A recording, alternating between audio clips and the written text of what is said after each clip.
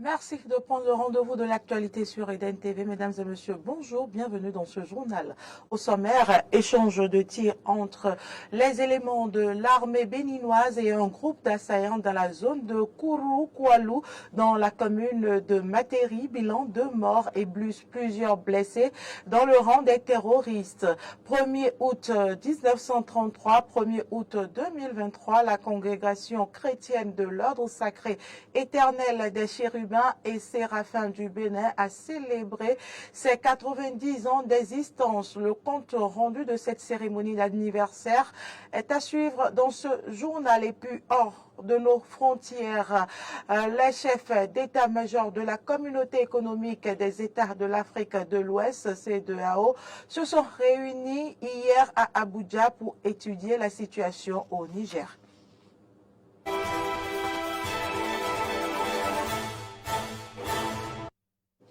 Merci pour l'attention. Je l'annonçais dans les titres. Insécurité dans le nord Bénin.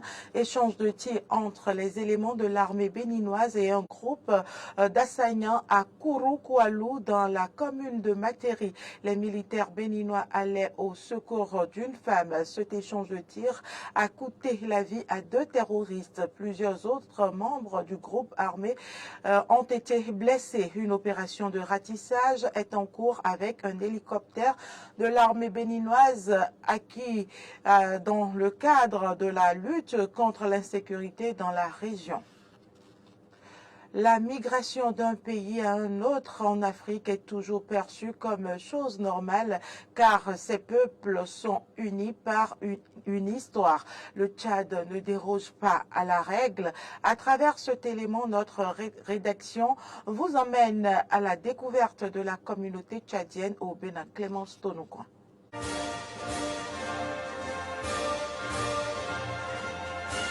Malgré les 3000 km qui séparent le Bénin du Tchad, les deux pays sont très proches.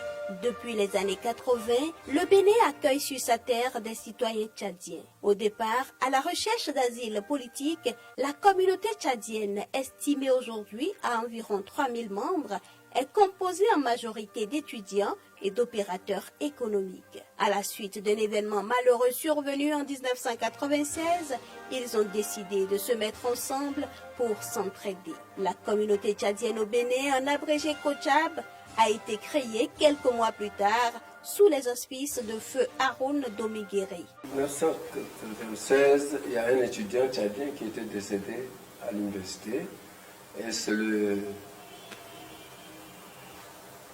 ministère de l'enseignement supérieur qui s'en a occupé et on a exposé son corps à la science. Et nous étions là, tchadiens, comme observateurs. Et cela, on n'était pas très nombreux, les Tchadiens n'étaient pas encore nombreux ici. Et cela a touché un peu nos ambitions. En 1997, nous avons tenu une assemblée. Et c'est ainsi qu'on a formé, en 1997, le 27 septembre, et puis le 29 février 2000, notre communauté tchadienne au Bénin a été officiellement sortie dans le journal officiel. 4 bureaux se sont succédés à la tête de la COCHAB depuis sa naissance. L'actuel bureau a pris fonction le 18 mars 2023. Association apolitique et à but non lucratif, la COCHAB est ouverte à tout Tchadien résidant en terre béninoise. Avec une structuration bien définie, la communauté tchadienne au Bénin, comme toute association, ne vit que des cotisations, des dons et legs. La solidarité et le dynamisme au sein de la communauté ont permis à ses membres d'obtenir certains avantages au plan administratif. Et grâce à la communauté que le consulat existe ici, parce qu'on a réclamé au défunt Idriss Déby que pour faire un laissez-passer, il faut aller à Lagos. C'est pas bon, nous sommes assez nombreux, nous avons besoin d'un consulat. Il n'a pas hésité. Non seulement ça, le visa d'entrée au Bénin. On a demandé aussi à Idriss, le Bénin et le Tchad sont un peuple.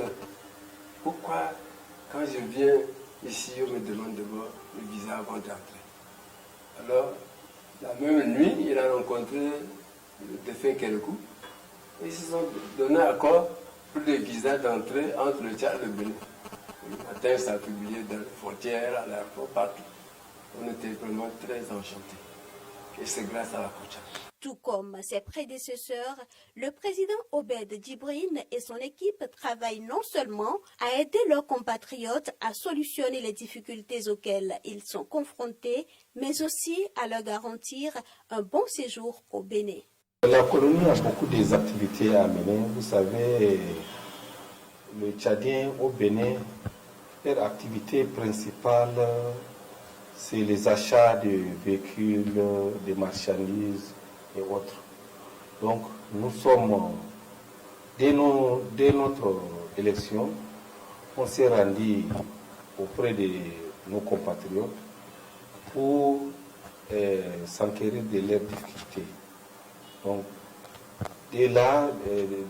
après la rencontre, on s'est déjà mis au travail. On a rencontré les autorités béninoises pour, n'est-ce pas, exprimer nos préoccupations. On a rencontré les DG de la douane et bien d'autres autorités. Dieu merci, on a eu beaucoup de satisfaction. En plus de ça, nous sensibilisons vraiment nos frères pour bien se conduire au Bénin. Ils doivent avoir des comportements exemplaires. Nous sommes une communauté qui est bien connue par les autorités. L'une des actions phares de l'actuel bureau de la communauté, c'est la visite il y a quelques jours du nouveau consul général du Tchad au Bénin. Contrairement à ses prédécesseurs, ce dernier a fait le déplacement du siège de la communauté pour une prise de contact, base d'une bonne collaboration entre lui et ses compatriotes. C'est une prise de contact. Et à partir de là, on a échangé, beaucoup de choses ont été dites. Toutes les corporations étaient là, c'est ce qui est intéressant. Et chacun a posé ses problèmes. Il y a des problèmes que le consulat peut résoudre dans la mesure du possible. Et il y a des problèmes qu'on peut résoudre ensemble. Et c'est ça qui est intéressant. Quand vous venez dans un milieu, il faut chercher à savoir qui fait quoi. Et là, je repars très satisfait de cette rencontre. Seul, je ne peux pas m'en sortir. Donc ceux qui connaissent mieux, certains ont mis du temps ici, ils vont devenir comme une boussole pour moi, pour m'orienter sur certains aspects de choses qui peuvent m'échapper. Ma porte est ouverte, chacun peut venir poser son problème. Dans la mesure du possible, si on peut résoudre, on va le résoudre. Fidèle à son credo, le président Obed Djibrine lance un appel de paix à toute la communauté tchadienne au Bénin. Il faut qu'on se réunisse, il faut qu'on soit ensemble. Vous voyez, il faut qu'on soit ensemble, il faut qu'on respecte le pays d'accueil. Et aussi, au Tchad, nous sommes en période de transition. Donc, nous devrons tout faire pour ne pas aussi envoyer des messages de haine à nos frères qui sont au pays. Donc, pour cela, mon message est un message de paix. Loin de leur patrie, les Tchadiens au Bénin célèbrent à leur manière les fêtes nationales de leur pays, telles que la fête de l'indépendance qui a lieu le 11 août de chaque année. La congrégation chrétienne de l'Ordre sacré éternel des chérubins et séraphins du Bénin a célébré mardi ses 90 ans d'existence. L'événement grandeur nature marqué par des louanges et des actions de grâce a réuni les fils et filles de cette église venus de tous les coins du pays dans la province de Cotonou. Géraude Adjomaï. 1er août 1933, 1er août 2023. 90 ans aujourd'hui que la congrégation chrétienne de l'Ordre sacré éternel des chérubins et séraphins du Bénin célèbre leur implantation. À cet effet, un culte commémoratif a été célébré et pour les filles et fils de cette congrégation, c'est un moment important, un ultime témoignage de joie et de gratitude à Dieu. On est dans la joie, dans l'allégresse, parce que 90 ans, ce n'est pas de l'amusement. Si on prend un homme qui est né, qui a 90 ans, il serait déjà fatigué. Mais quand c'est l'église, on remercie Dieu, le Tout-Puissant, qui nous a gardés sains et saufs jusqu'à ce jour.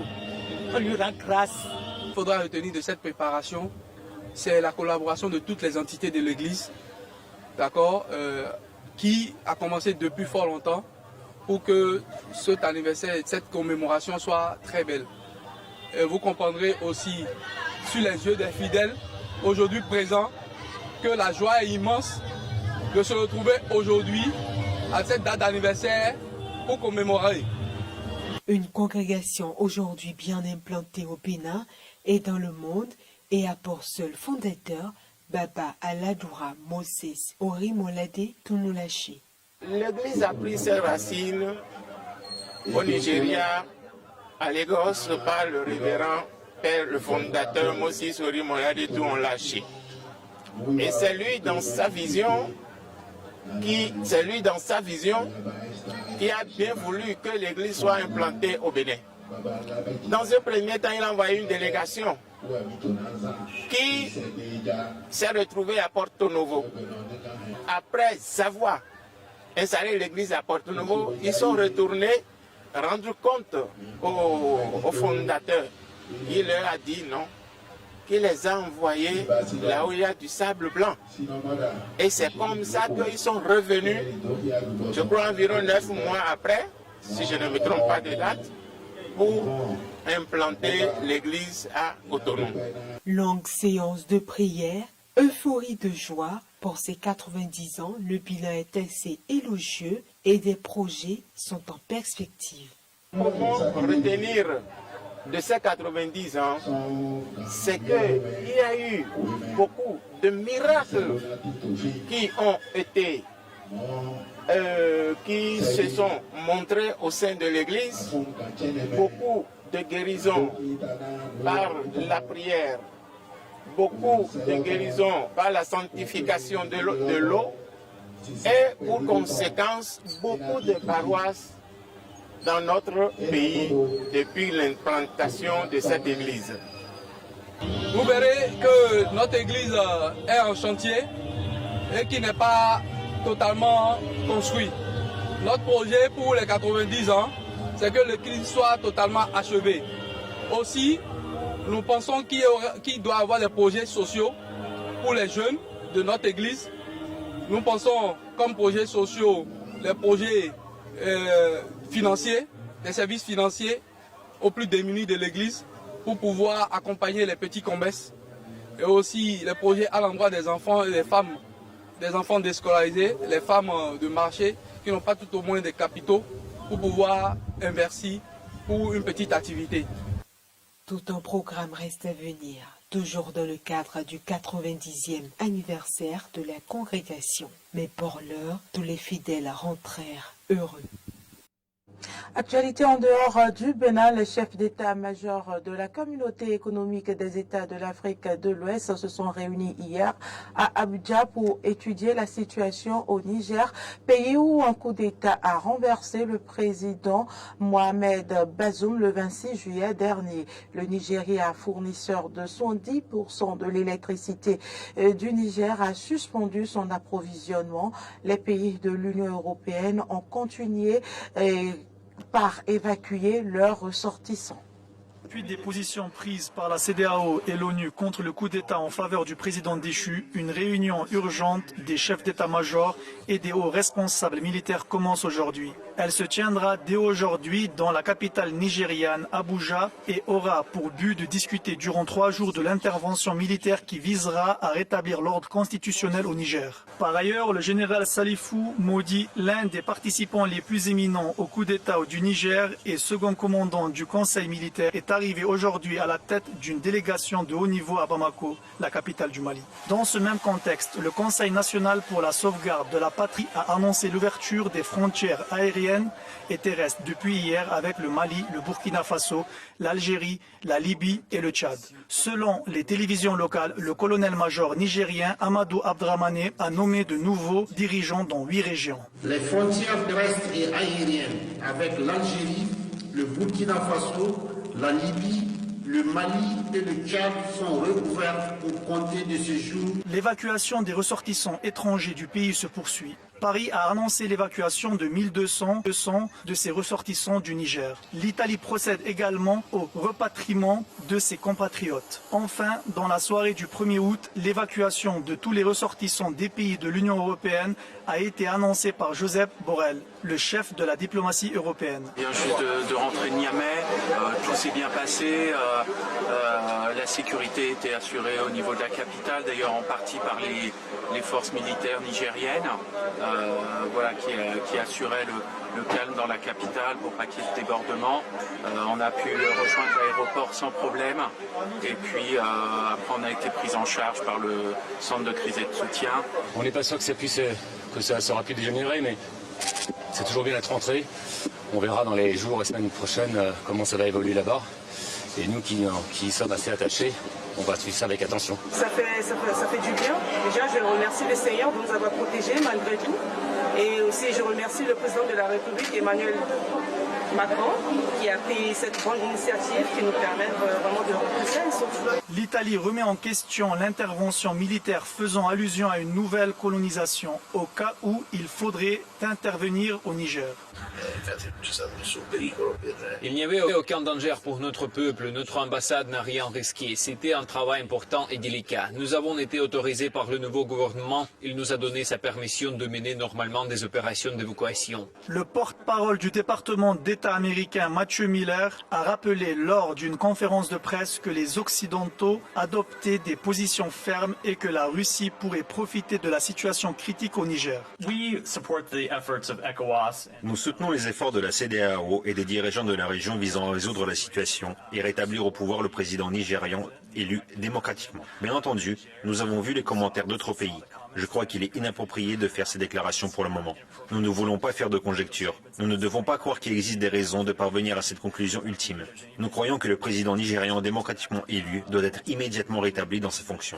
Nous n'avons vu aucune preuve que la Russie soit derrière ce coup d'État. Mais bien sûr, il ne serait pas inenvisageable que la Russie ou la SMP Wagner essaient de profiter de l'instabilité dans ce pays et dans d'autres pays africains.